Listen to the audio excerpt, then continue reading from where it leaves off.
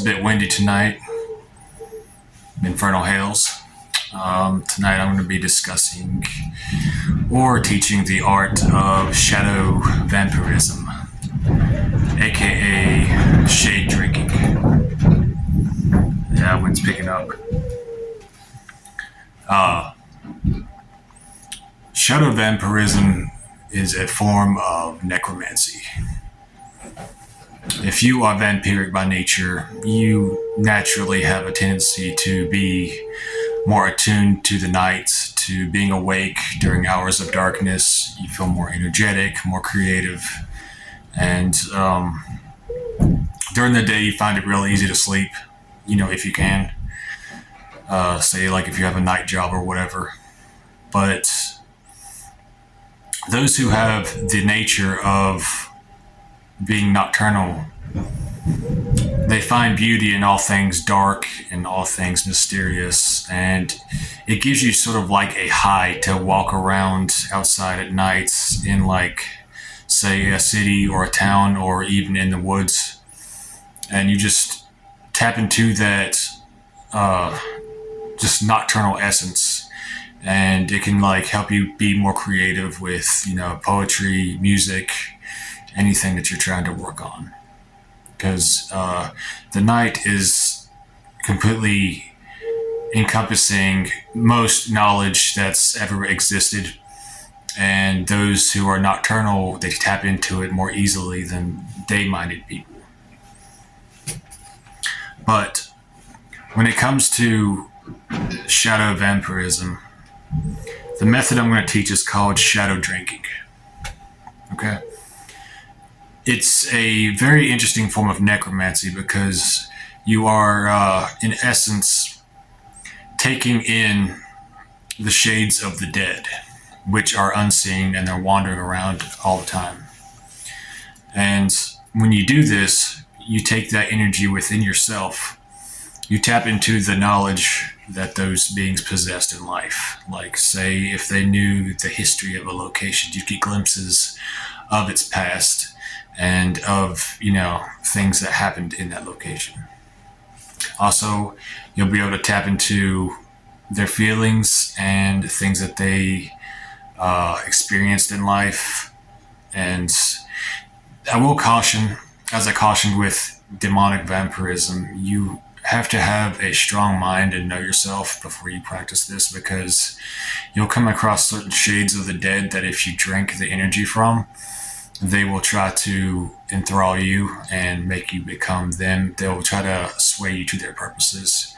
So that's something to watch out for. And if you do practice this, you will want to up your either blood intake, psychic energy vampirism, or a combination of the two, because you need to replenish that life force that you lost in consuming the shades of the dead. All right. Let's see. So what you want to do, if you want to try the shadow vampirism, the shade drinking technique, you want to obtain a chalice. And you want to paint on the outside of these sigils.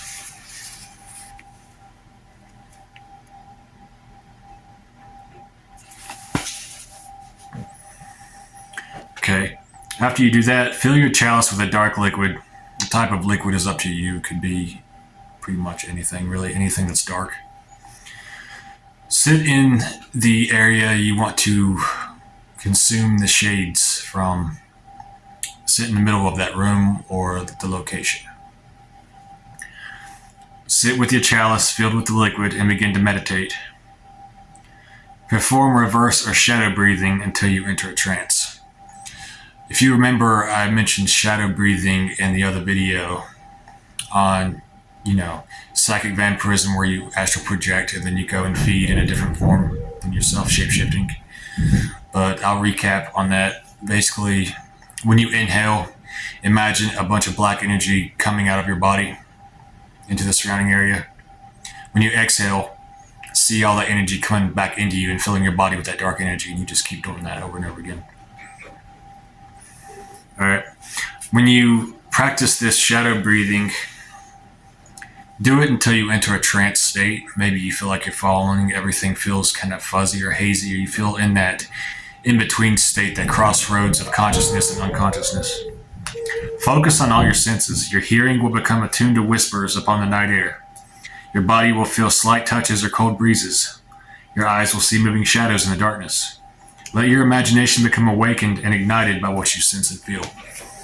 Just let your impressions come to you. Don't judge them. Don't try to force anything to happen. Just observe and just try to get hints of these things that are surrounding you. Begin taking more dark energy each time you do the inhale and on the exhale.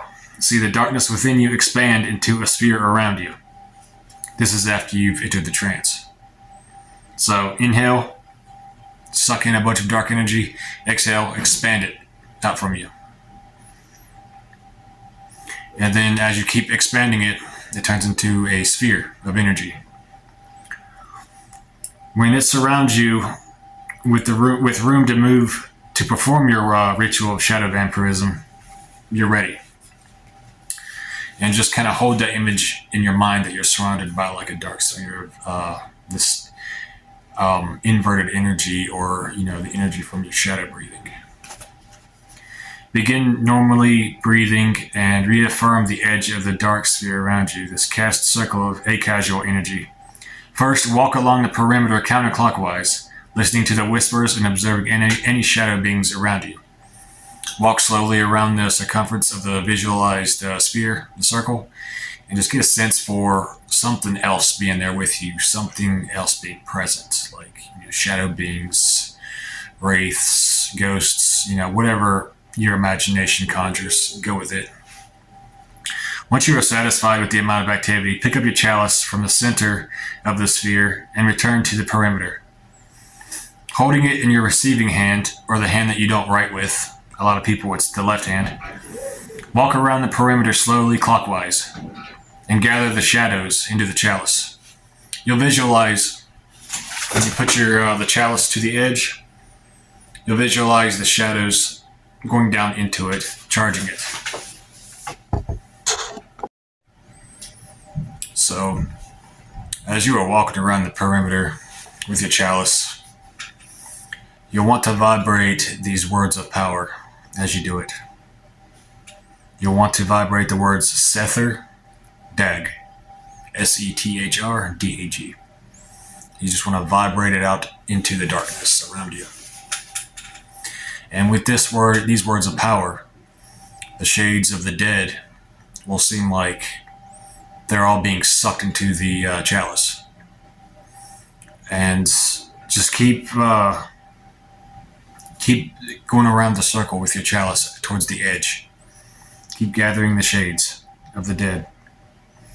When the chalice pulses in your hand, it'll almost feel like a heartbeat in your hand, like from the chalice. It'll be like when it is filled with the amount of shades that it can hold, or energy. Return to the center and sit down again with the chalice in both hands. Then you'll want to say this incantation. Beings of shadow I drink from tonight, reveal unto me your knowledge and visions of times past and to come. Drink the dark liquid, and as you do, clear your mind, waiting for the coming insights. Visions and whispers will take over when you close your eyes. You will partake of the memories of the shadow beings. Their knowledge will be translated by your mind into visions and emotions.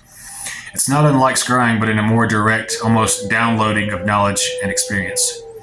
Any ego you have will be dissolved, and you will experience existence from the eyes of another, and then another, and then another, depending on how many shades you have consumed.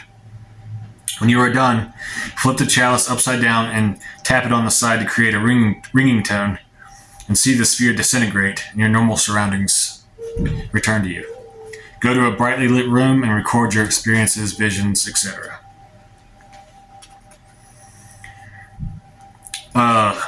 As I said, it's called shade drinking, and it's a potent form of attaining a casual knowledge of your surroundings and other realms. It can be done in any location in which you can focus in, including graveyards and abandoned buildings reputed to be haunted. It is useful to use if you seek to learn more about a location's history, and any secrets that place might possess will soon be yours through the skilled application of this ritual. Right? I'm going to be talking also about to acquire a legion of shadow beings to assist you in your endeavors. Through repeated practice of invoking an acasual sphere of energy, as in the previous technique, you will receive strong impressions and knowledge seemingly from nowhere. This can be taken further by the application of certain methods of acquired linkage and heightened astral skills. Take the vampire alphabet and write out what kind of shadow beings you would have as a legion of. Examples can be anything from protectors, assassins, gatherers of knowledge, strengtheners of personal abilities, vampires, seducers, etc. This shall be written in the alphabet around the outside of a wooden disc, and in the center draw a sigil that represents that type of being. It can be a sigil that you create using the vampire alphabet or any method that you choose to use. Any that is the most you feel most drawn to. Alright, here's the ritual to gather the legion of spirits. Once the above is created, cast your acasual sphere and wait for the whisperers and shadow beings to gather. Call out to the type you seek in your own words. Project the emotion of desire unto them, out into the darkness that surrounds you. Stand, and with the sigil in your left hand, walk to the perimeter and hold the seal up to show them. Request unto them in the name of Lodrenas to link themselves with that seal, so they may be called upon in the future. Move to the four corners of the sphere and do the same. Also do the same above you, then below you. Once you are done, look at the seal in your left hand and breathe some of your energy into it, seeing it glow with black purple lines. Blood let on it, and in the name of Lodrenas, Satan, and Lilith, say, the link is set, this rite is now ended, and henceforth my legion shall come to me when I call upon them by the words, and then you say the words you used to call upon them when you were first invoking them. And you can also come up with your own words of power, which should be known to no other, and that can be done by distilling a word or words into other words.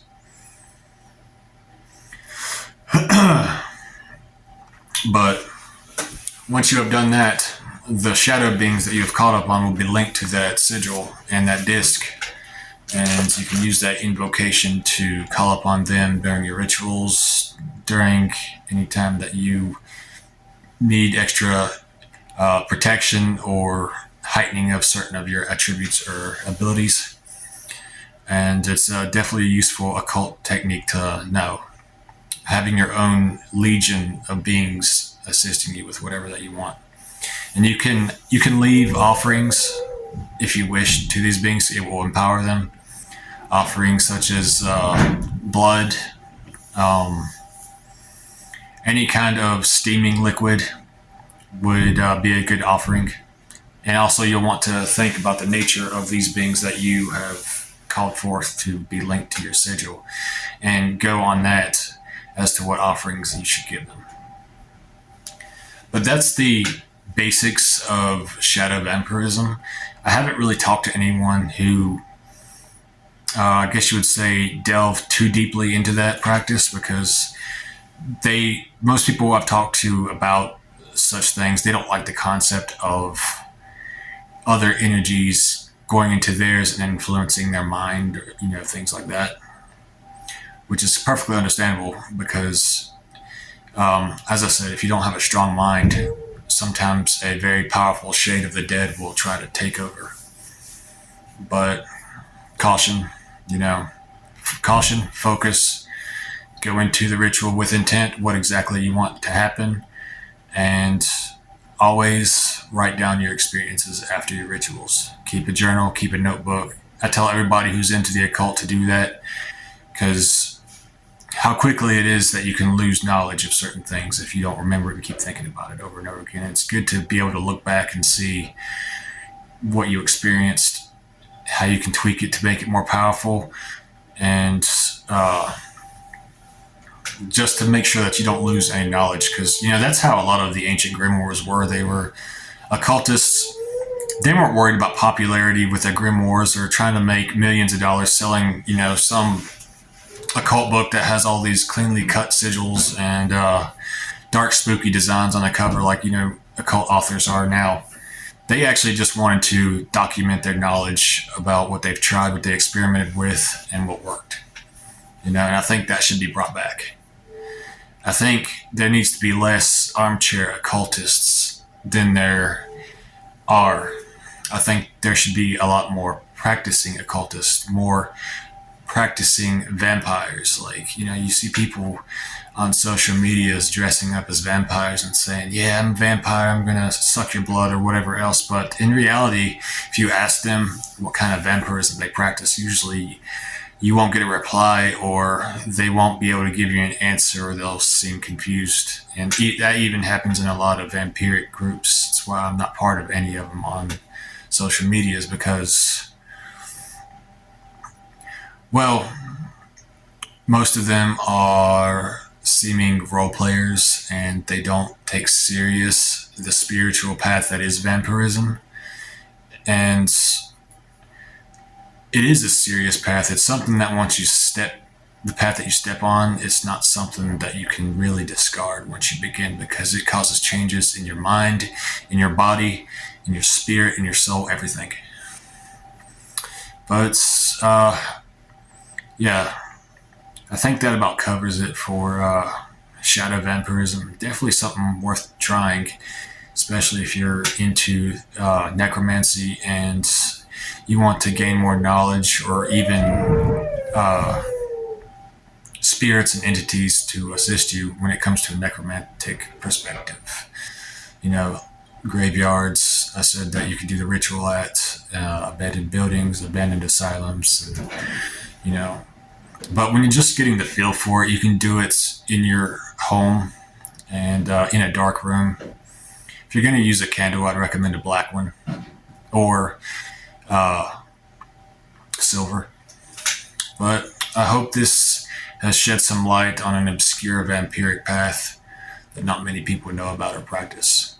But Infernal Hails and Ave Satanis, hail the dark goddess, the Black Moon Lilith.